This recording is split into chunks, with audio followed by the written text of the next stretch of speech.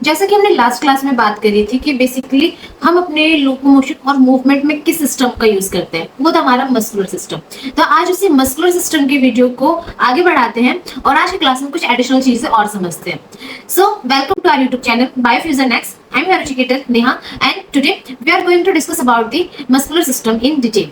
और इस लेक्चर में हम बात करेंगे specifically ultra structure of the skeletal muscles and the contraction and relaxation of the muscular tissues. So without wasting our time, let's start the class. तो आज की क्लास में स्टूडेंट सबसे फर्स्ट स्टार्ट करते हैं किससे? Ultra structure of the skeletal muscles से। ठीक है, तो देखो पहले हम इससे अपने खुद के हैंड रिटन नोट से समझेंगे एंड देन उसके बाद हम इसे पीडीएफ से भी पढ़ेंगे। तो आप लोग एक पेन और पेंसिल लेके जरूर बैठिएगा अपने साथ और साथ के साथ ही मेरे साथ हैंड रिटन नोट्स बनाइएगा। ठीक है, चलो देखो अगर थोड़ा सा प्रीवियस क्लास से कोरिलेट करने की कोशिश करूं तो प्रीवियस क्लास में हमने क्या पढ़ा था? प्रीवियस क्लास में बेसिकली स्टूडेंट हमने पढ़ा था लोकोमोशंस के बारे में, राइट? तो जो हमने लोकोमोशंस देखा था, लोकोमोशन और मूवमेंट, उस लोकोमोशन और मूवमेंट में हमारी बॉडी के कई तरीके के सेल्स क्या होते हैं? मूवमेंट शो कर रहे थे। जैसे कि कोई एमोबॉइड मूवमेंट शो कर रहा था, कुछ हमारे बॉडी में बेसिकली हमारे सीलिया मूवमेंट या फ्लैजुलर मूवमेंट शो कर रहे थे और कुछ हमारे मस्कुलर मूवमेंट शो कर रहे थे। फिर उसी मस्कुलर मूवमेंट में बेसिकली हमने 3 टाइप्स की मसल्स के बारे में पढ़ा था। मैंने आपको उनकी लोकेशंस को बहुत अच्छे से समझाया था और उनके फंक्शंस को भी बहुत अच्छे से समझाया था। ठीक है, लास्ट क्लास में मैंने आपको बताया था कि जो हमारे बेसिकली मूवमेंट होती है कौन सी, जो हमारे बॉडी पार्ट्स की मूवमेंट होती है, उसमें बेसिकली हमारी कौन सी मसल्स इन्वॉल्व होती है? Skeletal muscles. जैसे मैं अपने हाथ को मूव कर रही हूँ, मैं अभी अपने आपको लेक्चर डिलीवर कर, तो उस वक्त क्या हो रहा है? मेरे माउथ में मूवमेंट चल रही है। ठीक है, साथ के साथ ही आप कहीं बैठे होंगे तो वहां पे बैठने की भी आपकी पोजीशन बनी होगी, तो वहां पे आपके मसल्स का इन्वॉल्वमेंट होगा। कोई चल रहा होगा तो उसके चलने में भी क्या होगा? पैरों की मसल्स काम कर रही होंगी। तो इन सब में क्या होता है? हमारा मस्कुलर टिश्यू एक्टिवेट होता है। कौन सा मस्कुलर टिश्यू एक्टिवेट होता है? स्केलेटल मसल्स एक्टिवेट होते हैं बेसिकली। ठीक है, तो मैंने आपको बताया था कि हमारे बॉडी में जो स्केलेटल मसल्स की लोकेशन है किसके अराउंड पाई जाती है? स्टूडेंट पाई जाती है हमारी बॉडी में बोन्स के अराउंड, राइट? तो देखो अगर मैं यहाँ पे क्या करूँ, एक बोन ड्रॉ करूँ, ये सपोज कर लो हमारी बॉडी की क्या है? एक बोन है। थोड़ी सी गड़बड़ हो गई है बट स्टिल आप अज्यूम तो कर ही सकते हो। ठीक है, और जैसे कि मैंने बताया था कि वो मसल्स जो कि हमारी बोन से अटैच होती है वो क्या होती है स्टूडेंट? वो होती है हमारी स्केलेटल मसल। ठीक है, तो ये सपोज करो ये क्या है? ये स्टूडेंट हमारी bone, this is our bone, और ये है स्टूडेंट हमारी मसल।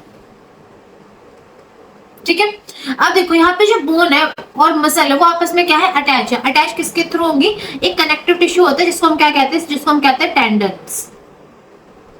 तो बेसिकली इनके थ्रू हमारे बोन और मसल्स अटैच होती हैं, राइट?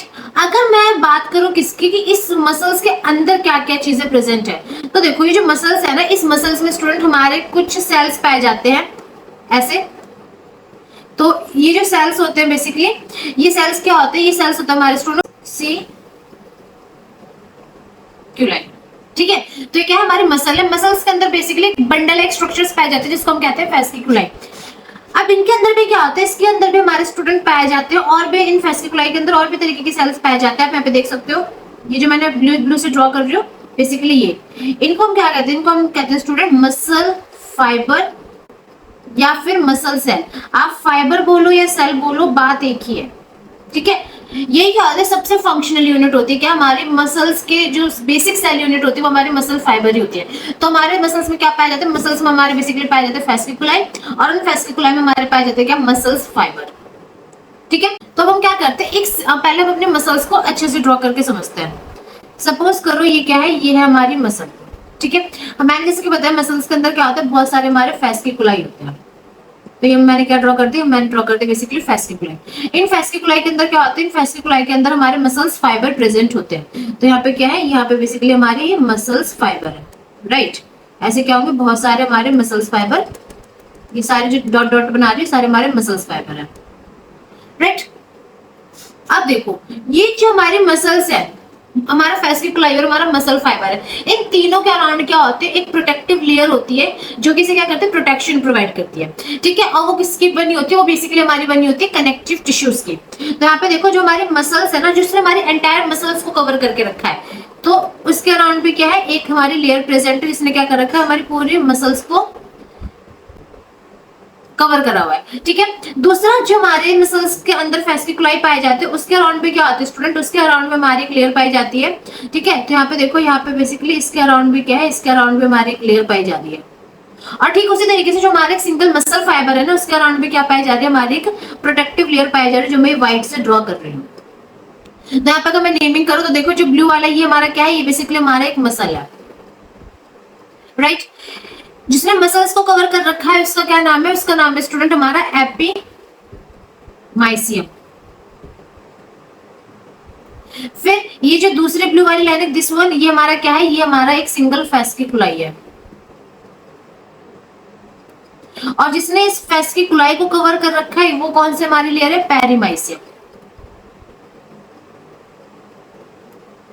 ठीक उसी तरीके से ये क्या है स्टूडेंट, ये हमारा एक जो अंदर वाला रेड वाला है, हमारा एक सिंगल मसल फाइबर है, या आप कह सकते हो ये हमारा सिंगल मसल सेल है, ठीक है। और जिसने जो व्हाइट वाली लेयर है, जिसने इसको कवर कर रखा है, ये हमारी कौन सी, ये हमारी आएगी एंडोमाइसियम, ठीक है।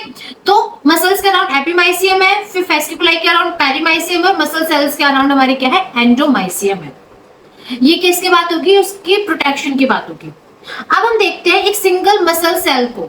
अभी तक हमने क्या देखा था कि मसल्स में किस तरीके से अरेंजमेंट थी। अब हम देखते हैं किसको, अब हम देखना चाह रहे हैं एक सिंगल मसल सेल को। तो एक सिंगल मसल सेल बेसिकली कैसे दिखाई देते हैं वो देखो। तो यहाँ पे मैंने क्या ड्रॉ करा है, यहाँ पे स्टूडेंट बेसिकली मैं एक सिंगल मसल सेल ड्रॉ कर रही हूँ। जैसे मैंने आपको बताया कि हमारे जो मसल सेल है वो भी क्या मसल फाइबर है, तो लॉन्ग सिलेंड्रिकल लाइक स्ट्रक्चर होता है, ठीक है। अभी जो सिंगल मसल सेल है ना, इसके अंदर बहुत सारे क्या पाए जाते हैं स्टूडेंट, बहुत सारे हमारे पाए जाते हैं मायोफाइब्रिल्स, ऐसे लंबे लंबे, ठीक है। ये क्या है, ये हमारे बेसिकली मायोफाइब्रिल्स है। ये मायोफाइब्रिल्स जो होते हैं ना, अल्टरनेटिवली लाइट और डार्क होते हैं। तो जैसे मायोफाइब्रिल है, यहाँ पे डार्क हो गया, फिर लाइट हो गया, फिर डार्क हो गया, फिर लाइट हो गया, फिर डार्क हो गया। जैसे मैंने आपको बताया था कि यहाँ पे कैसे अपीयरेंस होती है स्केलेटल मसल में, स्टीरिएटेड अपीयरेंस होती है। तो ठीक इसी तरीके से यहाँ पे क्या है, ये सारे हमारे स्टीरिएटेड है, ठीक है। तो इस सिंगल मसल सेल को हमने ड्रॉ करा। उस सिंगल मसल सेल में ये क्या है, ये वाला हमारा है मायोफाइब्रिल, और मायोफाइब्रिल पे हमारा क्या है स्टूडेंट, मायोफाइब्रिल पे हमारे हैंगे थिक और थिन फिलामेंट्स, ठीक है। तो this one is the myofibril, और ये जो मायोफाइब्रिल जिससे मिलकर बना होता है उसको हम क्या कहते हैं, उसको हम कहते हैं student myofilament. Myofilament is of two types, कौन से, एक होते हैं हमारे पास स्टूडेंट थिक मायोफिलामेंट,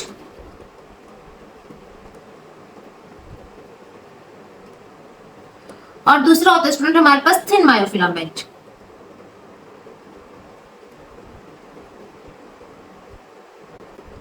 ठीक है, ये जो थिक मायोफिलामेंट है, ये थिक मायोफिलामेंट ही हमारा क्या होता है स्टूडेंट, मायोसिन होता है।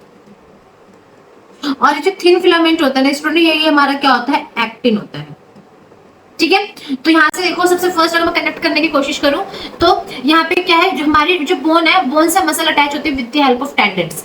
मसल्स के अंदर क्या पाए जाते हैं, बहुत सारे फेस्टिकुलाई पाए जाते हैं, ठीक है। बेसिकली बंडल्स होते हैं जिसको हम कहते हैं फेस्टिकुलाई। इन फेस्टिकुलाइज के अंदर ये क्या होते हैं, फेस्टिकुलाइज के अंदर हमारे मसल सेल होते हैं, राइट।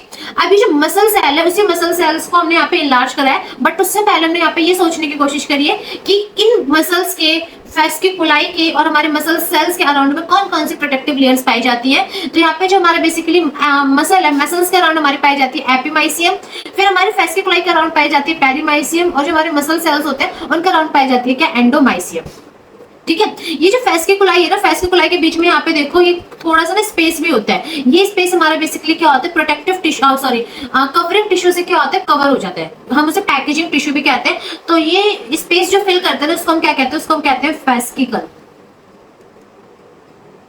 ठीक है। ये हमारी क्या होती है, हमारे बेसिकली आप कह सकते हो पैकेजिंग टिश्यूज होते हैं, जो कि क्या करते थे, उस कवर को पैक, जो भी वो स्पेस है उसको पैक करने का काम करते हैं, ठीक है। फिर हमने देखा कि ये जो हमारा एक सिंगल मसल सेल है, सिंगल मसल सेल्स को जब हमने इनलार्ज करा तो वो सिंगल मसल सेल्स में हमारा किससे मिलकर बना है, मायोफाइब्रिल से मिलकर बना है। और ये मायोफाइब्रिल जिस चीज से मिलकर बना है वो होता है हमारे स्टूडेंट मायोफिलामेंट, ठीक है। हमारे पास दो तरीके के मायोफिलामेंट्स होते हैं, थिक मायोफिलामेंट और थिन मायोफिलामेंट। थिक मायोफिलामेंट से हमारा क्या होता है, मायोसिन होता है, थिन मायोफिलामेंट से हमारा क्या होता है, एक्टिन होता है। उम्मीद करती हूँ कि यहाँ तक आपको क्लियर हुआ होगा, राइट। अब देखो, ये जो हमारा बेसिकली मायोफिलामेंट होता है ना, ये मायोफिलामेंट हमारे, इस मायोफिलामेंट में क्या होती है, हमारी मसल्स की बेसिक फंक्शनल यूनिट होती है, जो कि क्या करती है, कॉन्ट्रैक्ट और रिलैक्स करती है। और उसी बेसिक फंक्शनल यूनिट को हम क्या नाम देते हैं स्टूडेंट, सार्कोमियर। तो आप ये कह सकते हो कि हमारा मायोफिलामेंट बेसिकली सार्कोमियर से बना है, मिलकर बना होता है। तो यहां से लेकर यहां तक आपका एक सार्कोमियर होगा, फिर दूसरा सार्कोमियर होगा, तीसरा सार्कोमियर होगा, चौथा सार्कोमियर होगा, पांचवा सार्कोमियर होगा। तो ये जो मायोफिलामेंट से बेसिकली आपका पूरा होता है, बट ये मायोफिलामेंट्स भी आपका एक फंक्शनल यूनिट होते हैं सार्कोमियर, जो कि क्या करते हैं, कॉन्ट्रैक्ट और रिलैक्स करती है आपके मसल फाइबर को। ठीक है, तो अब जो हमारा नेक्स्ट टॉपिक होगा वो हम समझेंगे स्ट्रक्चर ऑफ द सार्कोमियर। ठीक है, तो देखो यहाँ पे मैं क्या कर रही हूँ, यहाँ पे मैं एक सार्कोमियर का स्ट्रक्चर ड्रॉ करने जा रही हूँ। अब इस सार्कोमियर के स्ट्रक्चर को ना बहुत अच्छे से, बहुत ध्यान से समझने की कोशिश करना, क्योंकि अगर ये सार्कोमियर का स्ट्रक्चर समझ में नहीं आया तो आपको ना तो कॉन्ट्रैक्शन और रिलैक्सेशन समझ में नहीं आएगा। ठीक है, चलो, तो यहाँ पे मैंने जैसे आपको बताया कि मायोफिलामेंट्स कितने तरीके के होते हैं। मायोफिलामेंट स्टूडेंट हमारे बेसिकली दो तरीके के होते हैं। कौन कौन से, एक होता है हमारे पास थिक मायोफिलामेंट और दूसरा होता है हमारे पास थिन मायोफिलामेंट। ठीक है, थिक वाले का नाम ही क्या होता है, थिक वाले का नाम ही हमारा होता है मायोसिन। तो जो मैंने भी आपको रेड कलर से ड्रॉ करा है, ये हमारा क्या है स्टूडेंट, ये हमारा हैगा मायोसिन। ठीक है, अब इसी के अराउंड क्या होता है, इसी के अराउंड हमारे student basically thin filaments present होते हैं, कुछ इस तरीके से। मेरे साथ साथ ड्रॉ करो और ड्रॉ जरूर करना इस स्ट्रक्चर को, ताकि आपको अच्छे से समझ में आए। राइट, एक सार्कोमियर जो दूसरे सार्कोमियर से डिफरेंट अलग होता है, वो बेसिकली जेड लाइन के थ्रू होता है। तो ये क्या है, एक सार्कोमियर का स्ट्रक्चर। इसके बाद यहाँ पे क्या हो जाएगा, यहाँ पे स्टूडेंट हमारा दूसरा सार्कोमियर स्टार्ट हो जाएगा। ऐसे क्या होता है, स्ट्रक्चर आगे बढ़ता रहता है। यहाँ से हमारा क्या हो जाएगा, ये दूसरा सार्कोमियर यहाँ से स्टार्ट हो जाएगा। ठीक है, यहाँ पे मैंने इसे थोड़ा सा लाइट बनाया है, पर होगा ये भी क्या, मायोसिन की तरह थिक। राइट, अब देखो यहाँ पे हम नेमिंग करना शुरू करते हैं। सबसे फर्स्ट, ये जो ब्लू कलर से मैंने आपको लाइन बनाई है, हमारी क्या है बेसिकली, ये है कि जेड लाइन। ये जेड लाइन क्या काम करती है, बेसिकली एक सार्कोमियर को दूसरे सार्कोमियर से डिफरेंशिएट करने का काम करती है, अलग करती है। ठीक है, ये जो मैंने आपको रेड कलर से सेंटर में जो स्ट्रक्चर बनाई है, हमारा क्या है, थिक फिलामेंट है, जिसको हम क्या कहते हैं, मायोसिन। ठीक उसी तरीके से जो ग्रीन कलर से स्ट्रक्चर है, ये आपका क्या है, ये आपका हैगा एक्टिन। राइट, अब देखो आप कुछ स्पेस इस स्ट्रक्चर में ऐसा दिख रहा होगा जहां पे ये ओवरलैप नहीं हो रहा, मींस आपका जो रेड कलर वाला है सिर्फ और सिर्फ रेड रेड है, यहाँ पे आपको ग्रीन पोर्शन नहीं दिख रहा होगा। ठीक है, अब कुछ ऐसा है जिसमें सिर्फ आपका ये दोनों ओवरलैप भी हो रहा है। तो याद रखो, जो सिर्फ और सिर्फ मायोसिन वाला पोर्शन होता है, मायोसिन वाला पोर्शन कहां से कहां तक है, अगर आप इसे यहाँ से यहाँ तक करो, जिसमें सिर्फ और सिर्फ आपका क्या है, सिर्फ और सिर्फ आपका मायोसिन प्रेजेंट है। ये क्या है, ये है स्टूडेंट आपका ए बैंड। राइट, जिसमें सिर्फ और सिर्फ मायोसिन प्रेजेंट होता है। ए बैंड क्या होता है, ये बैंड होता है आपका एनाइसोट्रॉपिक बैंड। और जिसमें सिर्फ और सिर्फ आपका एक्टिन फिलामेंट प्रेजेंट है, मींस यहां से लेकर यहां तक, ये आपका क्या है, ये है आपका student I band. I band क्या होता है, आई बैंड होता है स्टूडेंट आपका आइसोट्रॉपिक बैंड। ठीक है, अब यहाँ पे देखो, जिस तरीके से मैंने आपको ये जेड लाइन बताई थी, जेड लाइन का क्या काम था, ये जेड लाइन का अपने काम होता है कि ये क्या करती है, बेसिकली हमारे जो एक्टिन फिलामेंट है, ये उसको होल्ड करती है। तो यहाँ पे क्या करती है, ये होल्ड करती है बेसिकली एक्टिन फिलामेंट्स को।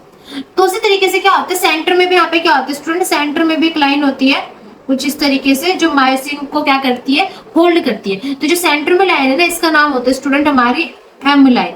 तो एम लाइन का क्या काम होता है, ये करती है होल्ड हमारे मायोसिन को, एम फॉर एम मायोसिन। ठीक है, अब देखो ये जो ए बैंड है, ए बैंड कौन सा है, जिसमें सिर्फ और सिर्फ हमारा मायोसिन आ रहा है, पर थोड़ा सा पोर्शन यहाँ पे ऐसा है जहां पे बेसिकली हमारा एक्टिन नहीं है, सिर्फ और सिर्फ मायोसिन है। ए बैंड में हमारा एक्टिन और मायोसिन दोनों आ रहा है, पर ये जो हैगा सिर्फ और सिर्फ जो मायोसिन वाला पोर्शन है, यहां से लेकर यहां तक, ये क्या होता है, ये होता है स्टूडेंट आपका एच जोन। और ठीक उसी तरीके से आप यहाँ पे एक थोड़ा सा जोन यहाँ देख रहे होंगे, जो कि आपका क्या है, जहां पे आपका एक्टिन और मायोसिन एक दूसरे से ओवरलैप कर रहा है। ये वाला जो मैंने येलो से दिखा रही हूँ, यहां से लेकर यहां तक, ये क्या है स्टूडेंट, ये आपका है ओ जोन। ठीक है, तो यहाँ पे एच जोन लिख लो। एच जोन क्या होता है, एच जोन होता है स्टूडेंट आपका हैंसेंस जोन।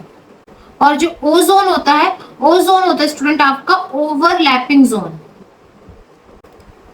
ठीक है, तो ये कंप्लीट स्ट्रक्चर है किसका, सार्कोमियर का, जिसमें आपको मायोसिन दिखा, एक्टिन भी दिखा, A band, I band, H zone, M zone, Z line, O zone, ये चीजें आपको अच्छे से पता होनी चाहिए क्योंकि बहुत इंपॉर्टेंट है। ठीक है, तो देखो ये जो बेसिकली मैंने आपको सार्कोमियर का स्ट्रक्चर बताया, अगर मैं बात करूं कि हमारा एक सार्कोमियर में कौन कौन से बैंड आते हैं, तो इन वन सार्कोमियर, सिर्फ और सिर्फ एक सार्कोमियर की बात करी जा रही है, तो वहां पे क्या आता है, हमारा जो ए बैंड था वो तो पूरा था, और हमें पता है जब एक सार्कोमियर होता है वो दो जेड लाइन के बीच का होता है, तो वहां पे क्या हो रहा था, हाफ हाफ आई बैंड दो आ रहे थे, राइट। तो यहाँ पे क्या हो रहा था, टू आ रहे थे, हाफ हाफ आई बैंड, तो यहाँ पे क्या होगा, 2 से 2 कट जाता है हमारा, तो एक सार्कोमियर में हमारा एक ए बैंड आता है और दूसरा क्या होता है, एक आई बैंड आता है। ठीक है, तो इन दोनों के मिलाकर हमारा A band plus I band को भी मिलाकर हमारा क्या बनता है स्टूडेंट, वन सार्कोमियर बनता है। अब देखो सार्कोमियर में बेसिकली मैंने आपको कौन कौन से स्ट्रक्चर दिखाए थे, मायोसिन दिखाया था और आपका क्या दिखाया था, एक्टिन दिखाया था। ऑलवेज रिमेंबर यहाँ पे ये जो मायोसिन और एक्टिन है, कौन से, जो हमारे पास मायोसिन है और दूसरा हमारे पास जो एक्टिन है, ये दोनों क्या है, ये दोनों हमारे स्टूडेंट एक तरीके के प्रोटीन्स होते हैं। कौन से प्रोटीन्स होते हैं, ये बेसिकली हमारे कॉन्ट्रैक्टाइल प्रोटीन्स होते हैं। कौन से होते हैं, कॉन्ट्रैक्टाइल प्रोटीन्स होते हैं। ठीक है, अब देखो कॉन्ट्रैक्टाइल प्रोटीन्स का मतलब क्या है, मींस यही क्या करेंगे, हमारे मसल्स के अंदर कॉन्ट्रैक्ट और रिलैक्स करते हैं। ठीक है, तो यही प्रोटीन बेसिकली क्या होते हैं, मसल फाइबर को कॉन्ट्रैक्ट करवा रहे हैं और उसे रिलैक्स करवा रहे हैं, तो इसका बहुत ही इंपॉर्टेंट रोल है।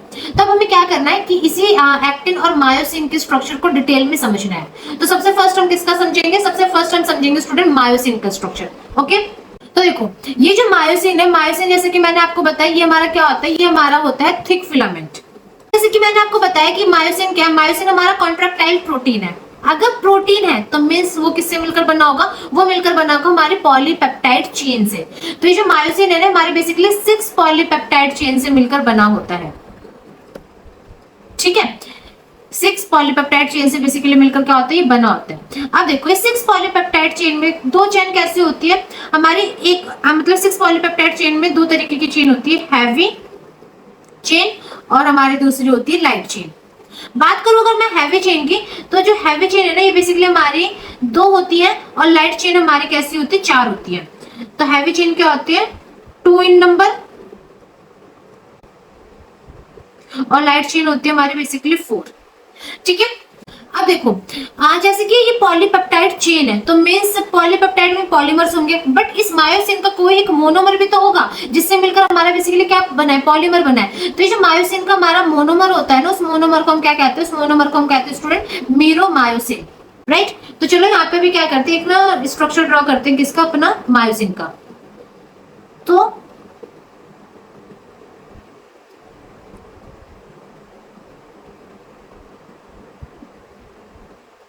कुछ इस तरीके से हमारा मायोसिन होता है, राइट। ये क्या है, ये जो मैंने अभी आपको बना के दिखाई है हमारी आएगी हैवी चेन, और यहाँ पे मैंने जैसे आपको क्या बताया था 4 लाइट चेन भी होती है, तो 1 2 3 और 4।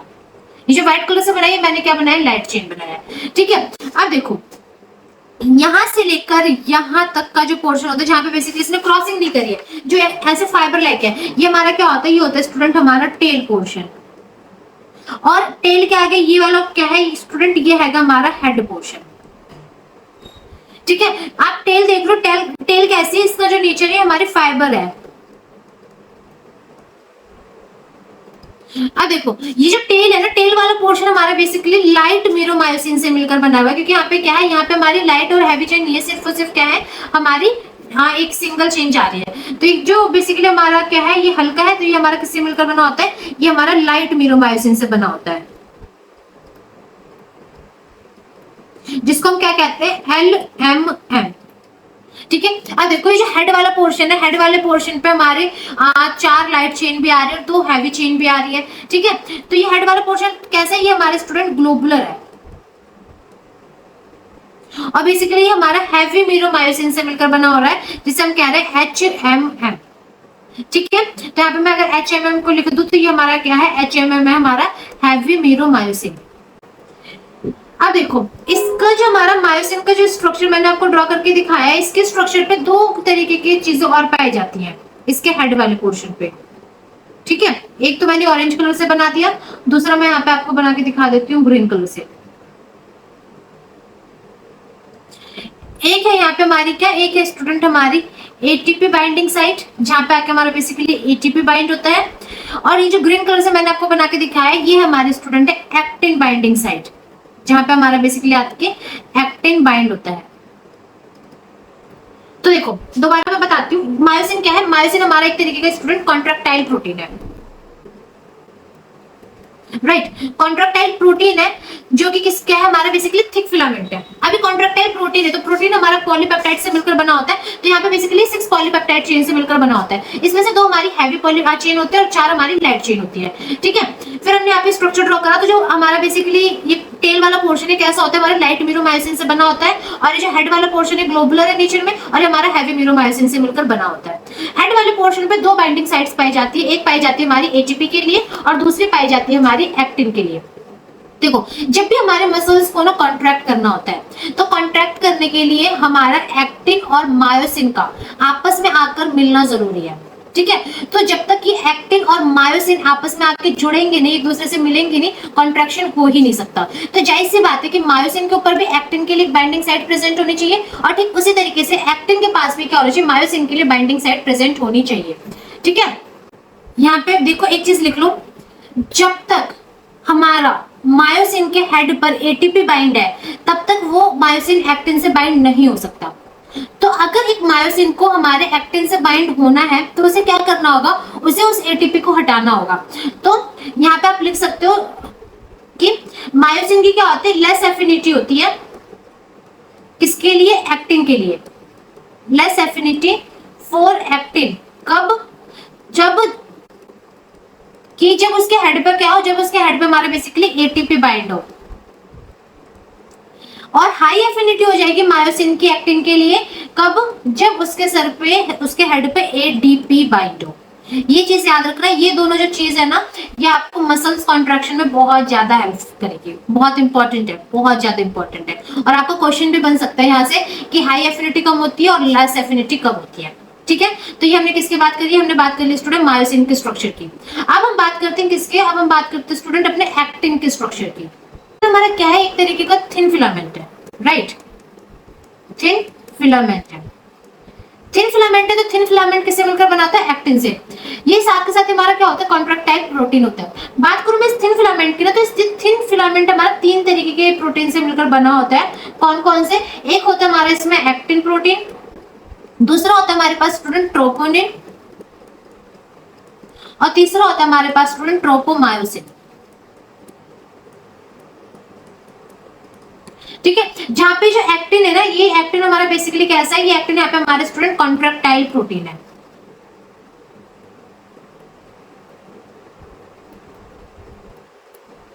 और दूसरी तरफ ये जो ट्रोपोनिन है, ट्रोपोमायोसिन है, ये दोनों के दोनों हमारे स्टूडेंट कैसे, रेगुलेटरी प्रोटीन है। What do you mean by contractile protein and regulatory protein? Contractile protein जो कि क्या करेंगे, कॉन्ट्रैक्ट करेंगे।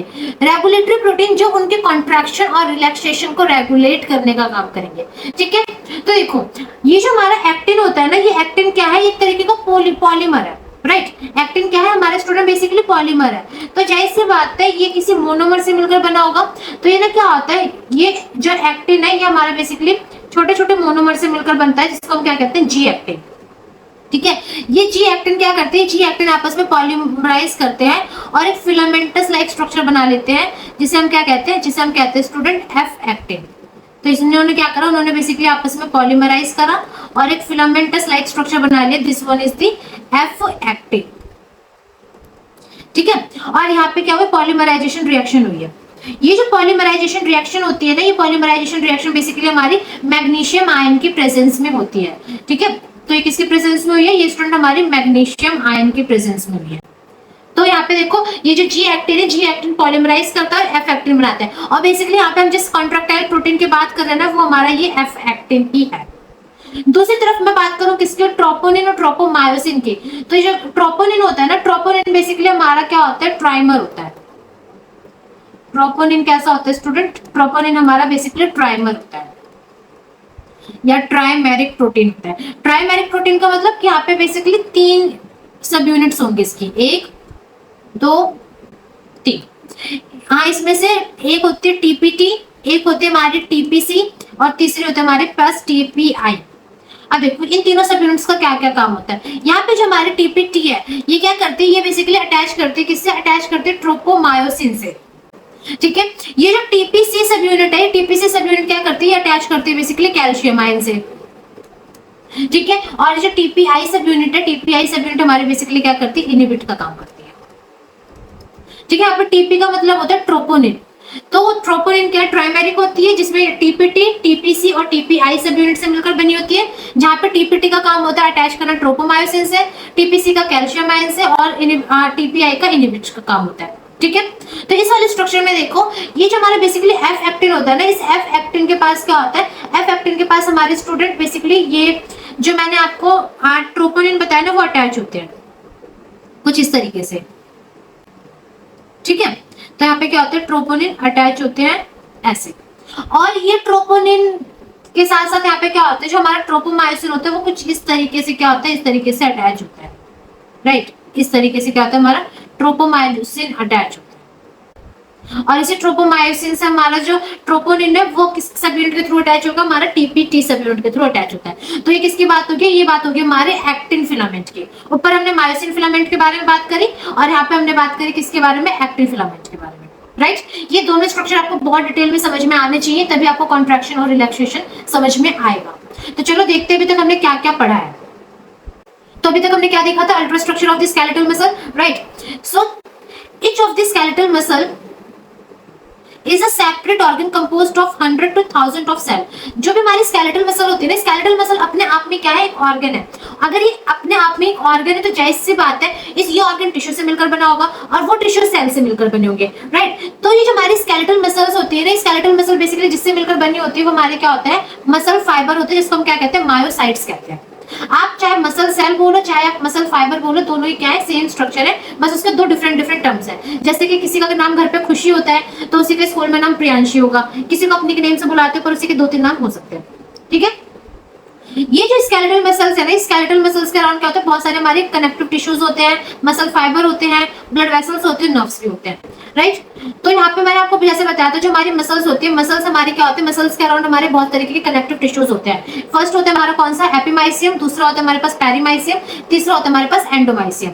ठीक है, एपिमाइसियम क्या करता है, जो कि हमारे मसल्स को कवर करने का काम कर रहा है। पेरीमाइसियम क्या कर रहा है, जो कि एक फेसिकुलस को कवर करने का काम कर रहा है। और एंडोमाइसियम क्या कर रहा है, जो कि बेसिकली एक मसल सेल या मसल फाइबर को कवर करने का काम कर रहा है। ठीक है, कुछ इस तरीके से क्या होता है, कुछ इस तरीके से बेसिकली स्टूडेंट हमारा एक स्केलेटल मसल दिखता है। ये क्या है, ये है स्टूडेंट हमारी bone. Right, this one is the bone. Bone और मसल आपस में जिससे अटैच है वो क्या होते हैं, वो होते हैं हमारे टेंडेंट्स। जहां पे आपको व्हाइट कलर का स्ट्रक्चर दिख रहा है, दिस वन इज द टेंडेंट्स। ठीक है, टेंडेंट्स के अराउंड आप यहाँ पे देखो, ये क्या है, ये हमारी एपिमाइसियम है, जो कि इस पूरे मसल को कवर करने का काम कर रही है। ये पूरा क्या है, पूरा हमारा एक मसल है। इस मसल के अंदर आपको छोटे छोटे से बंडल्स दिख रहे होंगे, ये एक है ऐसा, ये रहा, ये क्या है, ये बंडल से हमारे क्या होते हैं, हमारे होते हैं फेसिकल्स। ठीक है, फिर हमने क्या करें, फेसिकल्स को इलाज करा तो उसके अंदर हमारा क्या पाया जाता है, फेसिकल्स के अंदर हमारे पाए जाते हैं स्टूडेंट बहुत सारे मसल्स फाइबर। मसल्स फाइबर के अराउंड कौन सी लेयर होती है, मसल फाइबर के अराउंड होते हैं हमारे पेरीमाइसियम। ठीक है, सॉरी, पेरीमाइसियम हमारे मसल फाइबर के अराउंड होती है, फेसिकल्स के अराउंड होती है, मसल फाइबर के अराउंड होती है हमारे एंडोमाइसियम। तो यहाँ पे देखो यही स्ट्रक्चर को और ज्यादा डिटेल में दिखाया गया है। लुक इन दिस स्ट्रक्चर, ये पूरा हमारा टेंडेंट्स है, फिर हमारे मसल है, मसल्स के अराउंड आप देख सकते हो ये एपिमाइसियम है, फिर मसल्स के अंदर हमारे बहुत सारे फेसिकल्स है। ठीक है, और ये देखो ये बहुत सारे फेसिकल्स के बीच में छोटे छोटे स्पेस भी प्रेजेंट है। इन स्पेस को भरने का काम जो करते हैं उसको हम क्या कहते हैं, फेसिकल्स कहते हैं। ठीक है, फिर एक सिंगल हमने क्या करा, फेसिकुलाई को इलाज कर दिया है, जिसके अंदर हमारा क्या पाया जा रहा है, जिसके अंदर हमारे पाया जा रहा है मसल फाइबर। मसल्स फाइबर के अंदर पाया जाता है हमारा मायोफाइब्रिल्स। तो अगर मैं इसकी हायरार्की बनाऊं किस किसके अंदर क्या चीज प्रेजेंट है, तो इस हायरार्की में देखो हमारे पास क्या क्या प्रेजेंट है स्टूडेंट। सबसे फर्स्ट हमारा हायरार्की में क्या आता है, सबसे फर्स्ट हमारा हायरार्की में आता है मसल। मसल्स के अंदर क्या पाया जाता है, फेसिकुलाई। फेसिकुलाइज के अंदर क्या पाया जाता है, मसल फाइबर या मसल सेल। मसल सेल्स के अंदर क्या पाया जाता है, मसल सेल्स के अंदर पाया जाता है स्टूडेंट फाइब्रिल। और ये जो मायोफाइब्रिल है, मायोफाइब्रिल क्या होता है, मायोफाइब्रिल हमारा बेसिकली मायोफिलामेंट से मिलकर बना होता है, जो कि कैसे होते हैं, हमारा थिक भी हो सकता है और हमारा थिन भी हो सकता है। थिक भी हो सकता है और थिन भी हो सकता है। ठीक है, तो ये क्या है स्टूडेंट, ये हमारे एंटायर हायरार्की है किसकी, हमारे मसल्स की। तो यहाँ पे देखो आगे चल के और क्या क्या है हमारे पास, ये देखो ये जो स्ट्रक्चर आपको दिख रहा है, ये स्ट्रक्चर हमारा किसके, सिंगल मसल फाइबर का है। राइट, एक सिंगल मसल फाइबर का डिटेल स्ट्रक्चर है। इस सिंगल मसल फाइबर में क्या है, बहुत सारे आपके क्या है, बहुत सारे हमारे मायोफिलामेंट्स है, राइट। तो यहाँ पे देखो ये जो आपको ये दिख रहा है, ये वाले स्ट्रक्चर, ये सारे क्या है, ये सारे के सारे आपके क्या है, मायोफाइब्रिल्स है। इस मायोफाइब्रिल्स को हमने क्या करा, एक सिंगल मायोफाइब्रिल्स को जब हमने यहाँ पे इनलार्ज करा तो ये देखो बहुत सारे क्या है, इसके अंदर हमारे पाए जा रहे हैं सार्कोमियर।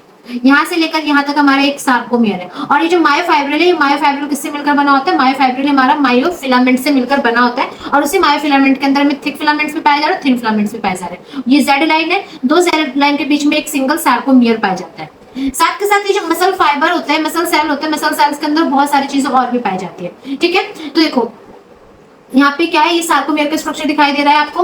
ये क्या है, ये आपकी एक जेड लाइन है और ये वाली आपकी क्या है, ये वाली आपकी दूसरी जेड लाइन है। दो जेड लाइन के बीच का जो है ये आपका क्या है, ये आपका सार्कोमियर है, ठीक है। फिर बीच में क्या है, सेंटर में आपकी एम लाइन है जिसने क्या कर रखा है, मायोसिन को होल्ड करके रखा है। जेड लाइन ने आपके एक्टिन फिलामेंट्स को होल्ड करके रखा हुआ है, ठीक है। यहाँ पे आई बैंड, ए बैंड सब प्रेजेंट है, राइट। अब देखो, अब बात करते हैं किसकी, बात करते हैं सार्कोलिमा और ट्रांसवर्स ट्यूब्यूल की। जैसे कि मैंने आपको बताया कि हमारा क्या होता है, एक सिंगल मसल सेल होता है, राइट। तो अभी अगर मसल सेल है तो मसल सेल्स के अराउंड क्या होगी, प्लाज्मा मेम्ब्रेन में प्रेजेंट होगी, सेल के अंदर और भी तरीके के हमारे ऑर्गेनेल्स प्रेजेंट होंगे। तो मसल सेल्स के सराउंडिंग में जो प्लाज्मा मेम्ब्रेन पाए जाते हैं उसे प्लाज्मा मेम्ब्रेन को हम क्या कहते हैं, सार्कोलिमा कहते हैं, राइट। अब देखो ये जो सपोज कर लो ये क्या है, ये हमारी ना एक, यहाँ पे मैं आपको इस वाली डायग्राम में देखो, ये क्या है, ये सिंगल हमारा एक मसल सेल है। ये पूरा का पूरा जो हमारा डायग्राम है एक सिंगल मसल सेल का डायग्राम है, ठीक है। इस मसल सेल में जो आप ये ब्लू कलर की लाइन दिख रहे हो ना, ये आपकी सार्कोलिमा है। इस सार्कोलिमा में आप देखो कुछ सार्कोलिमा ये छोटा छोटा क्या है, टी लाइक स्ट्रक्चर बना रही है। यहाँ पे इन्वेजिनेशन है प्लाज्मा मेम्ब्रेन का सेल के अंदर की तरफ। तो ये जो आपके टी लाइक स्ट्रक्चर बनते हैं ना, इसी को हम क्या कहते हैं, इसी को हम कहते हैं टी ट्यूब्यूल। ये जो टी ट्यूब्यूल्स होते हैं इसका बहुत ही इंपॉर्टेंट रोल होता है कॉन्ट्रैक्शन में, ठीक है। फिर देखो आपका मसल सेल के अंदर क्या पाया जा रहा है, ये आपका सार्कोमियर है। इसके अलावा आपको इस मसल सेल में न्यूक्लियस भी दिख रहा है, दिस वन। यहाँ पे क्या है, बहुत सारे आपको माइटोकॉन्ड्रिया भी दिखेंगे, राइट। क्योंकि माइटोकॉन्ड्रिया क्या है, माइटोकॉन्ड्रिया बेसिकली एनर्जी प्रोड्यूस करते हैं और हमारे मसल सेल्स को बहुत ज्यादा अमाउंट में एनर्जी चाहिए होती है, ठीक है। इसके अलावा यहाँ पे देखो मायोग्लोबुलिन भी आपको दिख रहा होगा। ये जो मायोग्लोबुलिन होता है ना, ये मायोग्लोबुलिन क्या करते हैं, स्टोर करता है ऑक्सीजन को, ठीक है। ऑक्सीजन को स्टोर करके रख लेगा और जब हमारे मसल्स को रिक्वायरमेंट होगी ऑक्सीजन की तो ये क्या कर देगा, वो स्टोर ऑक्सीजन को रिलीज कर देगा, ठीक है। तब जाके एनर्जी प्रोड्यूस कर लेंगे हमारे मसल्स। इसके अलावा ये जो हमारा बेसिकली एक मसल सेल है ना, मसल सेल्स के अंदर हमारे ग्लाइकोजन ग्रैन्यूल्स भी पाए जाते हैं जो कि क्या करते हैं, स्टोर कर लेते हैं ग्लाइकोजन को, ठीक है। तो यहाँ पे देखो, the plasma membrane of muscle cell is called sarcolemma. Thousands of tiny invagination of sarcolemma called transverse tubule tunnel in from the surface toward the center of each muscle fiber. आज plasma membrane होती है हमारी muscle cell की, उसी को हम क्या कहते हैं, सार्कोलिमा कहते हैं। सार्कोलिमा के ऊपर क्या होते हैं, बहुत सारी इन्वेजिनेशंस होती है जिसको हम क्या कहते हैं, ट्रांसवर्स ट्यूब्यूल कहते हैं, टी ट्यूब्यूल्स भी कहते हैं, ठीक है। ये अंदर की तरफ होते हैं इन्वेजिनेशंस। सो हमें पता है, जैसे कि मैंने आपको स्टार्टिंग में बताया था कि जो स्केलेटल मसल्स होता है वो उसके पास क्या होता है, उसके पास मल्टीपल न्यूक्लियस प्रेजेंट होते हैं और हमारे कार्डियक मसल्स और स्मूथ मसल्स के पास सिंगल न्यूक्लियस होता है, ठीक है, जो कि जस्ट सार्कोलिमा के नीचे ही प्रेजेंट होता है, ठीक है। अभी जो टी ट्यूब्यूल्स है ना, इन टी ट्यूब्यूल्स से के पास ही क्या होता है, हमारे सार्कोप्लाज्मिक रेटिकुलम होते हैं। तो इस वाले स्ट्रक्चर में आप देखो, ये हमारे क्या है, ये जो मैंने आपको इन्वेजिनेशन दिखाई, ये हमारी टी ट्यूब्यूल है। इस टी ट्यूब्यूल के पास आपको जो स्ट्रक्चर दिख रहा है ना, ये स्ट्रक्चर हमारा क्या है, ये हमारा स्टूडेंट होता है सार्कोप्लाज्म। सार्कोप्लाज्म क्या होता है, जैसे कि नॉर्मल सेल में हमारे एंडोप्लाज्मिक रेटिकुलम्स होते हैं ना, ठीक उसी तरीके से हमारे मसल्स के केस में हम उन्हीं एंडोप्लाज्मिक रेटिकुलम को नाम दे देते हैं सार्कोप्लाज्म का या सार्कोप्लाज्मिक रेटिकुलम, ठीक है। इसके अंदर क्या होता है, इन सार्कोप्लाज्मिक रेटिकुलम्स के अंदर बहुत ज्यादा अमाउंट्स में कैल्शियम आयन भरा होता है और उस कैल्शियम आयन का अपना एक इंपॉर्टेंट रोल होता है किसमें, मसल कॉन्ट्रैक्शन में। तो यहाँ पे याद करो, जो भी मैंने आपको ऊपर यहाँ पे इस वाले स्ट्रक्चर में मैंने आपको बताया था कि जो टीपीसी होता है, टीपीसी क्या होता है, अटैच करता है किससे, कैल्शियम से, ठीक है।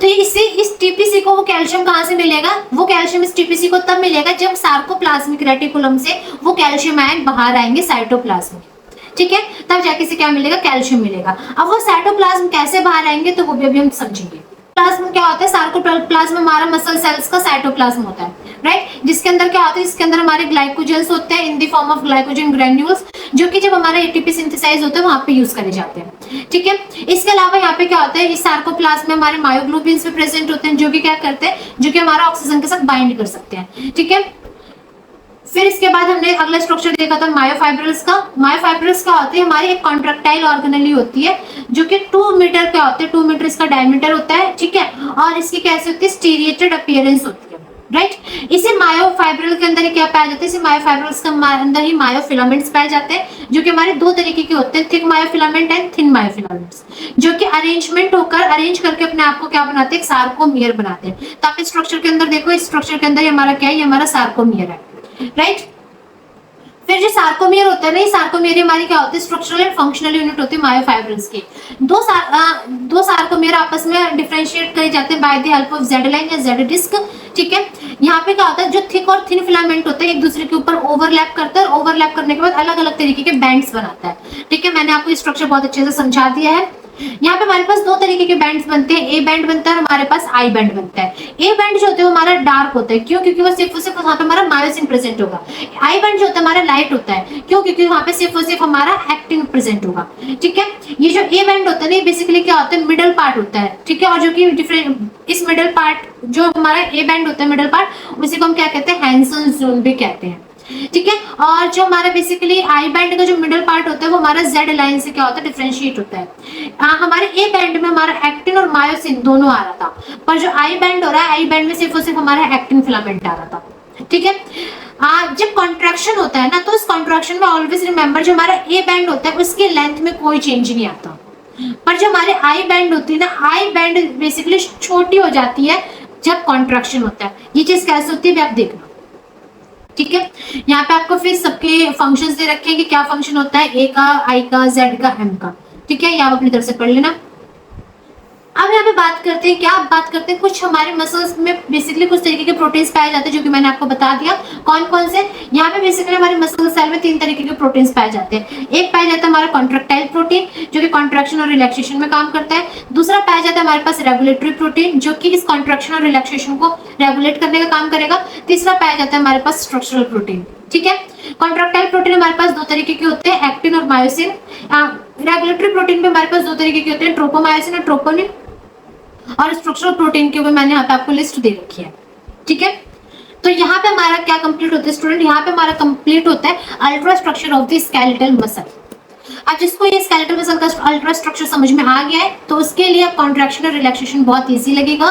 और जिसको नहीं समझ में आया है तो वो प्लीज इस वीडियो को जरूर दोबारा देखिए समझने के लिए। ठीक है, तो वो हमारा जो अगला टॉपिक है वो है कौन सा, मसल कॉन्ट्रैक्शन।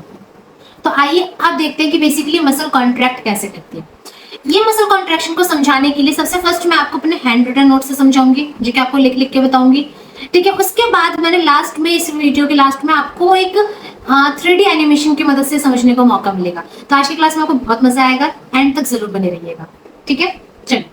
तो सबसे फर्स्ट अगर मैं बात करूं किसकी, इंट्रोडक्शन की, तो देखो, skeletal muscle shorten during contraction and because the thick filament and thin filament slide past one another. जो हमारे मसल्स में कॉन्ट्रैक्शन होता है, कभी आपने बॉडी बिल्डिंग करी हो, ठीक है, या फिर आप चलते हो, उठते हो, दौड़ते हो, भागते हो, ये सब, तो वहां पे बेसिकली आपके मसल्स में क्या हो रहा होता है, कॉन्ट्रैक्शन और रिलैक्सेशन हो रहा होता है। ठीक है, अब वो जो कॉन्ट्रैक्शन और रिलैक्सेशन होता है ना, वो कैसे होता है कि जो आपकी एक्टिन है और जो आपके मायोसिन प्रोटीन है, वो एक दूसरे के ऊपर क्या कर रही होती है, स्लाइड कर रही होती है, कुछ इस तरीके से। ठीक है, वो स्लाइडिंग कैसे होगी भी देखते हैं। तो देखो, समझने की कोशिश करो पहले हैंड रिटन नोट से। जैसा कि मैंने आपको बताया था, जब मैंने आपको नर्वस सिस्टम पढ़ाया था, तो नर्वस सिस्टम के पढ़ाते ही मैंने आपको बोला था कि जब तक आप कोई चीज सोचोगे नहीं ना, ये नर्वस सिस्टम आपकी बॉडी की सारी कह सकते हो आपकी बॉडी को पूरा ऑल ओवर दी कोऑर्डिनेट करता है। कौन, ये नर्वस सिस्टम।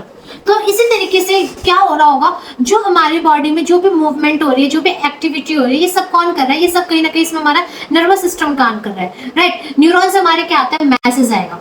तो मैंने जब आपको नर्वस सिस्टम का 2 पार्ट्स पढ़ाए थे, सीएनएस और टीएनएस, तो वहां पे मैंने आपको सेंसरी न्यूरॉन्स भी पढ़ाए थे और मोटर न्यूरॉन्स भी पढ़ाए थे, अगर आपको याद हो। इसलिए मैंने आपको नर्वस सिस्टम पहले पढ़ा दिया था। ठीक है, तो जिन बच्चों ने भी मेरे नर्वस सिस्टम वाली वीडियो नहीं देखी है, वो जाके उसे जरूर देखिए, क्योंकि उसमें मैंने बहुत डिटेल में पढ़ाया है और आज उसी नर्वस सिस्टम का बहुत सारा पार्ट यहाँ पे यूज भी होगा।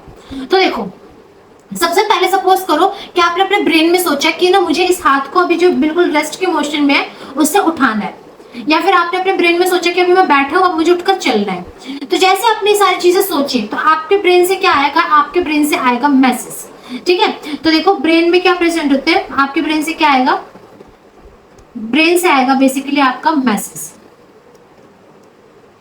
ये जो मैसेज लेकर आता है ना, ये मैसेज लेकर आता है आपका मोटर न्यूरॉन।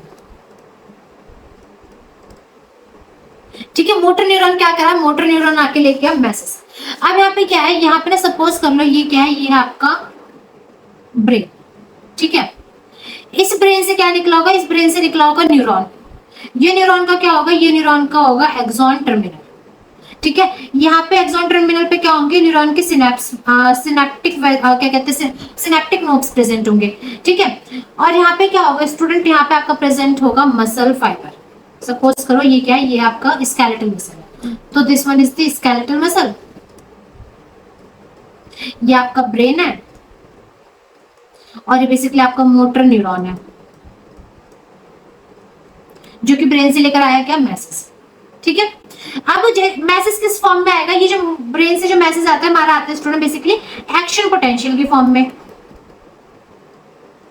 ठीक है, अब मैंने आपको बेसिकली नर्वस सिस्टम में सिनेप्स के बारे में पढ़ाया था, राइट। मैंने आपको बताया था जो सिनेप्स होते हैं, सिनेप्स क्या होता है, ऐसा स्पेस होता है जहां पे बेसिकली हमारा न्यूरॉन क्या कर रहा होता है, कम्युनिकेट कर रहा होता है। अब ये सिनेप्स ना मैंने आपको 2-3 तरीके के बताए थे, कौन कौन से, या तो दो न्यूरॉन के बीच में भी कम्युनिकेशन हो सकता है तो उससे भी हम सिनेप्स कहेंगे, या तो हमारा जो सिनेप्स हो सकता है वो हमारा न्यूरॉन और मसल के बीच में हो सकता है। ठीक है, तो इस जगह को भी हम क्या कहते हैं, इस जगह को भी हम कहते हैं सिनेप्स। पर ये जो अगर कोई ऐसा सिनेप्स जो एक न्यूरॉन और मसल्स के बीच में बन रहा हो, उसका एक स्पेसिफिक नाम होता है, क्या, उसको हम नाम देते हैं स्टूडेंट न्यूरोमस्कुलर जंक्शन। ठीक है, तो यहाँ पे देखो, यहाँ पे क्या है, ये स्टूडेंट बेसिकली हमारा सिनेप्टिक नोब है और ये हमारी मसल है।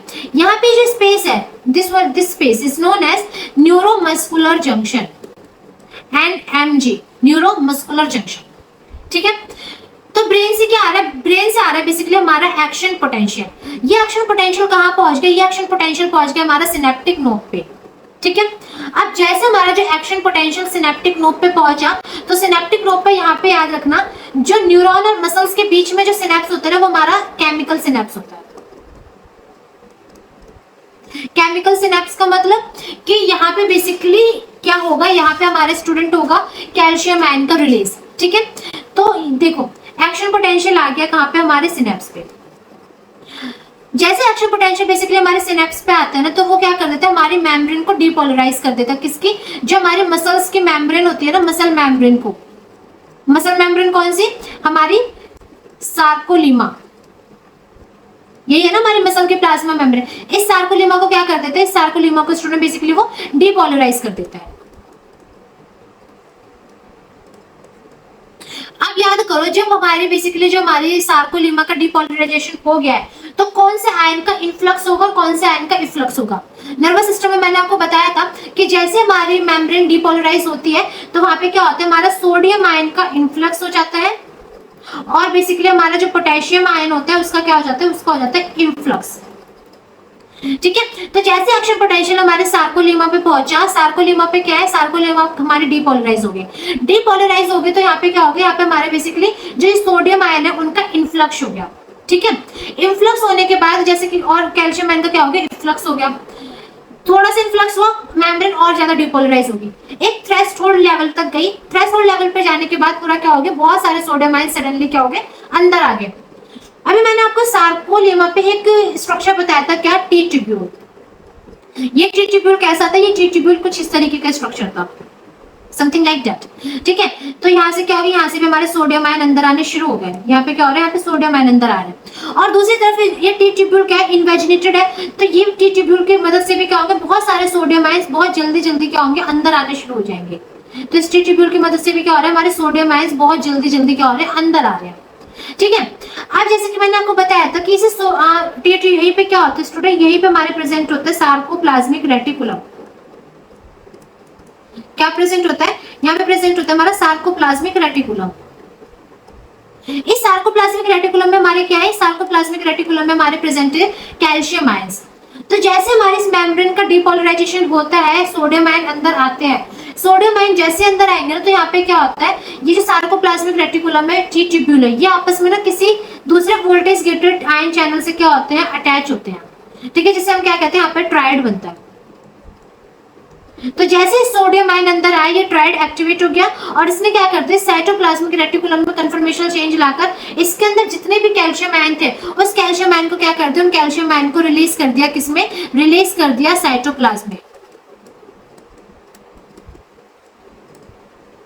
ठीक है, अभी जो कैल्शियम आयन साइटोप्लाज्म में रिलीज हो गए हैं, तो अब देखो इसका क्या काम होता है।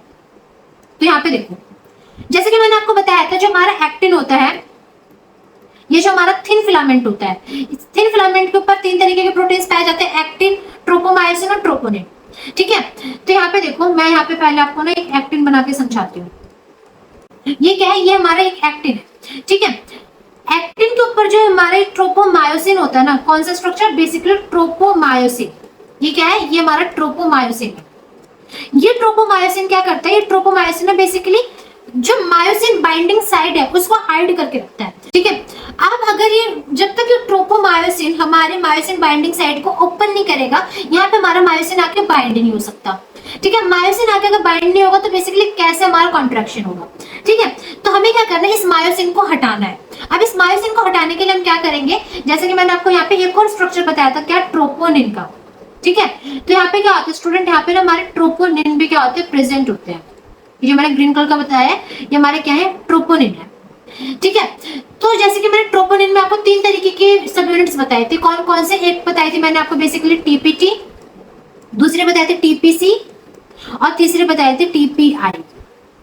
ठीक है, तो देखो, जो सार्कोप्लाज्मिक रेटिकुलम में कैल्शियम आयन था, जैसे वो कैल्शियम आयन आके हमारा बेसिकली साइटोप्लाज्म में आया, साइटोप्लाज्म में आते ही वो क्या करा, इस टीपीसी सब यूनिट से क्या हो गया, अटैच हो गया। अटैच हो गया किससे, अटैच दी कैल्शियम आयन, इस टीपीसी सब यूनिट से वो कैल्शियम आयन आके अटैच हो गया। अब जैसे कैल्शियम आयन आके इस टीपीसी सब यूनिट से अटैच हुआ ना, तो इसके अटैच होते क्या हो गया, इस बेसिकली ट्रोपोनिन में कन्फर्मेशनल चेंज आया।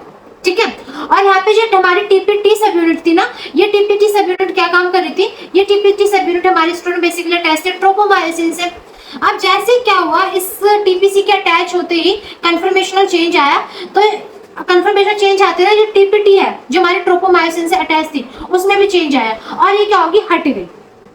जैसे कि सपोज करो मैं ऐसे ढकी हुई है, अब कन्फर्मेशन चेंज है तो थोड़ी सी ओपन हो गई। ठीक है, अब जैसे हमारी ट्रोपोमायोसिन हटी तो हमारी क्या होगी, मायोसिन बाइंडिंग साइड सारी की सारी खुल गई और वो उसके बेसिकली जो हाइट थी अभी वो सारी ओपन हो गई। अब वहां पे क्या हो सकता है, वहां पे आके हमारा मायोसिन बाइंड हो सकता है। ठीक है, तो ये किस पे था, ये था हमारा बेसिकली एक्टिन पे। अब हमें क्या करना है, अब हमें मायोसिन को बाइंड करवाना है। एक्टिन को तो हमने क्या कर दिया, एक्टिन पे जो हमारी मायोसिन बाइंडिंग साइट थी उसको ऐसे हटाया। अब हमें मायोसिन के ऊपर भी मैंने आपको क्या बताया था, एक एटीपी बाइंडिंग साइट थी और एक एक्टिन बाइंडिंग साइट थी। ठीक है, तो याद एक चीज और बताई थी मैंने आपको कि जो जब तक हमारा मायोसिन के ऊपर एटीपी बाइंड है, वो कभी भी क्या करेगा, एक्टिन से बाइंड होने नहीं देगा एटीपी। तो अगर मायोसिन को एक्टिन से बाइंड करना है तो उसे क्या करना होगा, उसे अपने सर के ऊपर जो एटीपी चढ़कर बैठा है उसको हटाना पड़ेगा। ठीक है, तो यहाँ पे क्या होता है, एक ना एटीपीएस एंजाइम होता है। ये एटीपीएस एंजाइम क्या करता है, ये एटीपीएस एंजाइम आके एटीपी को ब्रेक डाउन कर देता है, किसमें, एटीपी प्लस पीआई में। ठीक है, तो यहाँ पे क्या होता है, यहाँ पे जब जैसे हमारा अब मायोसिन के हेड पे क्या होता है, ये एडीपी और पीआई प्रेजेंट होते हैं, कहाँ पे, मायोसिन के हेड पे। तो यहाँ पे आप लिख सकते हो प्रेजेंट ऑन मायोसिन हेड। जैसे हमारा एडीपी और पीआई मायोसिन के हेड पर आके प्रेजेंट होंगे, ये क्या करेंगे, ये बेसिकली ओपन कर देंगे, किसको ओपन कर देंगे, हमारी एक्टिन बाइंडिंग साइड। ठीक है, आप देखो यहाँ पे एक्टिन बाइंडिंग साइड क्या होगी, एक्टिन बाइंडिंग साइड हमारी ओपन होगी और यहाँ पे हमारी क्या आती है, यहाँ पे हमारी बेसिकली मायोसिन बाइंडिंग साइड भी ओपन होगी। अब ये क्या करेंगे, आपस में आके ज्वाइन करेंगे। ठीक है, तो यहाँ पे देखो कैसे होता है, इस वाले डायग्राम को समझने की कोशिश करो। ये देखो, सबसे फर्स्ट क्या हुआ है, सबसे फर्स्ट हमारा myosin head split ATP and become reoriented and energetic. सबसे फर्स्ट क्या होगा, मायोसिन के हेड पे जो एटीपी है वो क्या करेगा, वो टूटेगा। किसमें टूटेगा, टूटेगा हमारा एडीपी प्लस पीआई में। ठीक है। फिर इसके ये देखो, ये जो है ना, ये हमारे स्टूडेंट मायोसिन है और ये क्या है, ये हमारा एक्टिन है। ठीक है, जैसे मायोसिन के सेल पे हमारा बेसिकली देखो यहाँ पे क्या होता है, यहाँ पे अभी एटीपी बाइंड है। मायोसिन पे क्या हो गया, आपके एडीपी और पीआई बाइंड हो गए। जैसे एडीपी और पीआई बाइंड हो गए ना, ये जाके किससे बाइंड हो जाएगा, ये जाके बाइंड हो जाएगा हमारा एक्टिन बाइंडिंग साइट से। ठीक है, तो यहाँ पे देखो, यहाँ पे उन दोनों के क्या हो गए, यहाँ पे दोनों के बाइंडिंग हो गए। बाइंडिंग होने के बाद क्या बन गया, एक क्रॉस ब्रिज की फॉर्मेशन हुई है। ठीक है, एक्टिन और मायोसिन आके क्या होता है, बाइंड हो जाता है, क्रॉस ब्रिज की फॉर्मेशन होती है। ठीक है, अब क्या होता है, जैसे क्रॉस ब्रिज बनता है ना, तो सबसे फर्स्ट क्या होता है, जो पीआई है, पीआई क्या हो जाता है, रिलीज हो जाता है। ठीक है, पीआई रिलीज होता है। अब देखो, ये एडीपी कितने दिनों का मेहमान है, तो ये क्या करता है, एडीपी भी क्या होता है, इसको छोड़कर निकल जाता है। ठीक है, मेहमान है तो जैसी बात है, कभी ना कभी तो जाना पड़ेगा। परमानेंट तो एटीपी है ना, तो एटीपी को आना पड़ेगा। तो जैसे ये एडीपी इसको छोड़ता है, किसको, मायोसिन के हेड को, उतने में जैसे छोड़ते इसको बहुत बड़ा झटका लगता है, जिसको हम क्या कहते हैं, इसको हम कहते हैं पावर स्ट्रोक। ठीक है, झटका लगा एकदम से, झटक के ये क्या कर गया, आगे खिसक गया। ठीक है, तो अभी तक क्या था, ये अभी तक क्या था, आपस में अटैच थे दोनों। ठीक है, यहाँ पे अटैच थे, आपस में अटैच थे। जैसे एडीपी यहाँ पे जुड़ा, सॉरी एटीपी यहाँ से हटा, तो ये इसमें क्या हो गया, इसमें थोड़ा सा कंफर्मेशन चेंज आया, एक पावर स्ट्रोक आया, और ये क्या होगा, आगे की तरफ ये मूव कर गया। कौन, हमारा क्या, मायोसिन का हेड। अब मायोसिन का हेड किसके साथ अटैच था, एक्टिन के साथ अटैच था, तो एक्टिन भी क्या करेगा, एक्टिन भी आगे की तरफ मूव कर जाएगा। ठीक है, तो यहाँ पे देखो, यहाँ पे क्या हो गया, ये थोड़ा सा आगे की तरफ हमारा मूव कर गया। फिर आगे की तरफ जैसे मूव करा, तो यहाँ पे क्या हो गया, यहाँ पे बाकी वापस से हमारा एटीपी बाइंड हो जाता है, और एटीपी के बाइंड होते ही वापस से क्या हो जाता है, वापस से हमारा ये जो हमारा मायोसिन और एक्टिन के बीच में क्रॉस ब्रिज बना था, एक दूसरे से आपस में अटैच थे, वो क्या हो जाते हैं, वो दोनों आपस में हट जाते हैं। और कुछ इस तरीके से क्या होता है स्टूडेंट, कुछ इस तरीके से साइकिल कंटिन्यूस चलती रहती है, और इसी तरीके से हमारा कॉन्ट्रैक्शन और रिलैक्सेशन होता है मसल्स फाइबर में। ठीक है, तो आओ इसे एक ना एनिमेशन से समझने की कोशिश करते हैं। तो अब देखो, Impulses, also known as action potentials, travel from the brain or spinal cord to trigger the contraction of skeletal muscles. An action potential propagates down a motor neuron to a skeletal muscle fiber. The site where a motor neuron excites a skeletal muscle fiber is called the neuromuscular junction.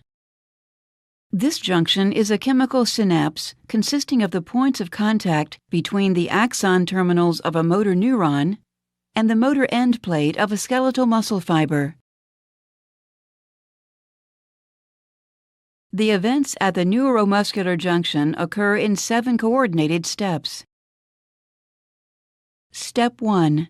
An action potential travels the length of the axon of a motor neuron to an axon terminal.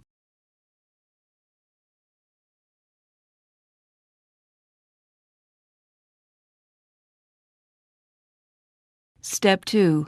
Voltage-gated calcium channels open and calcium ions diffuse into the terminal. Step 3. Calcium entry causes synaptic vesicles to release acetylcholine via exocytosis.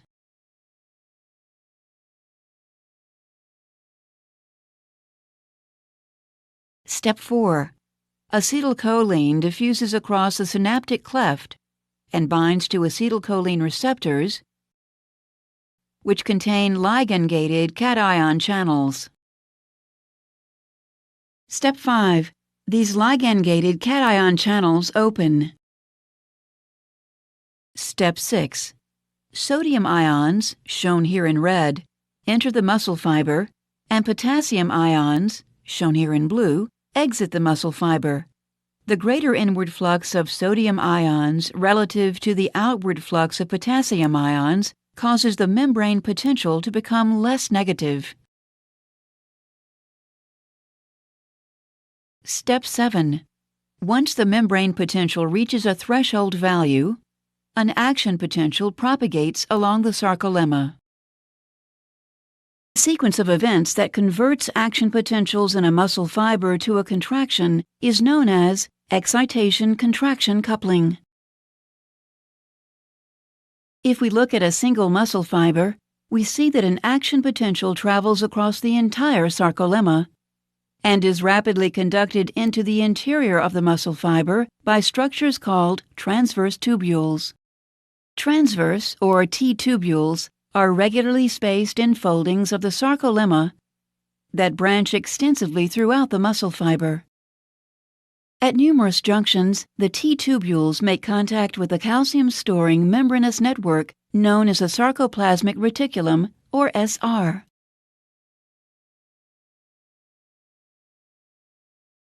Where it abuts the T-tubule, the SR forms sac-like bulges called terminal cisternae.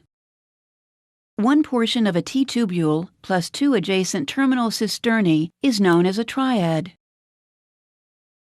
The membranes of the T-tubule and terminal cisternae are linked by a series of proteins that control calcium release. As an action potential travels down the T-tubule, it causes a voltage-sensitive protein to change shape. This shape change opens a calcium release channel in the SR, allowing calcium ions to flood the sarcoplasm. This rapid influx of calcium triggers a contraction of the skeletal muscle fiber. Thus, calcium ions are responsible for the coupling of excitation to the contraction of skeletal muscle fibers. A contraction is triggered by a series of molecular events known as the cross-bridge cycle. In a skeletal muscle fiber, the functional unit of contraction is called the sarcomere.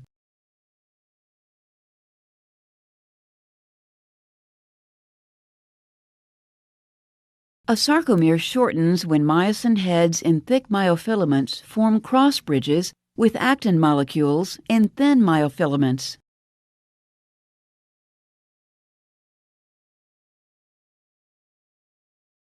The formation of a cross bridge is initiated when calcium ions, released from the sarcoplasmic reticulum, bind to troponin. This binding causes troponin to change shape.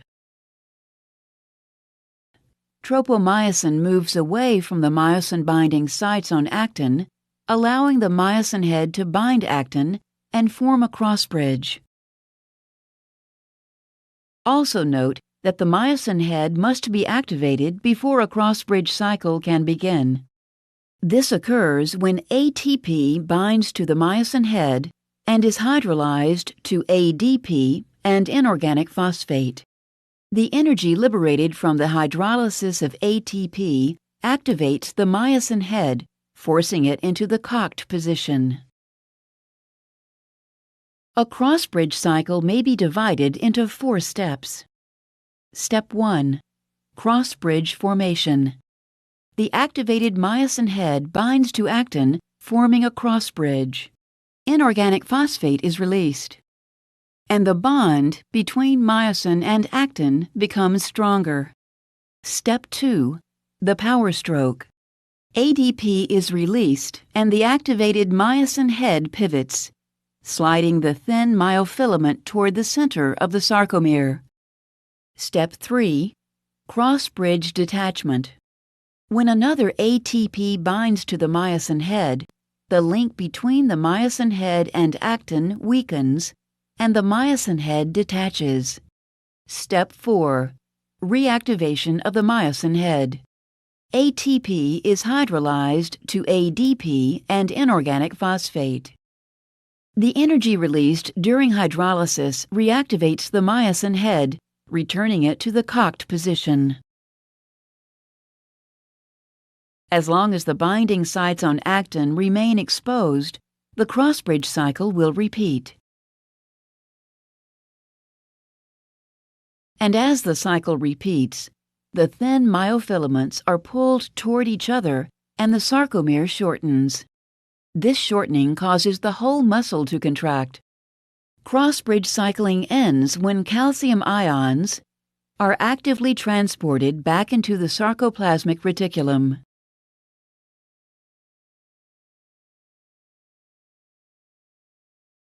Troponin returns to its original shape, allowing tropomyosin to glide over and cover the myosin-binding site on actin.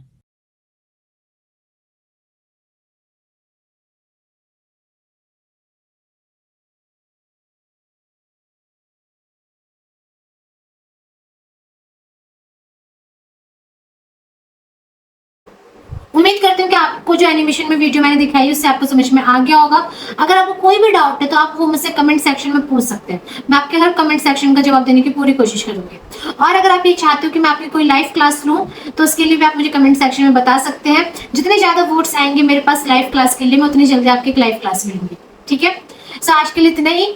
B happy, be safe, thank you so much.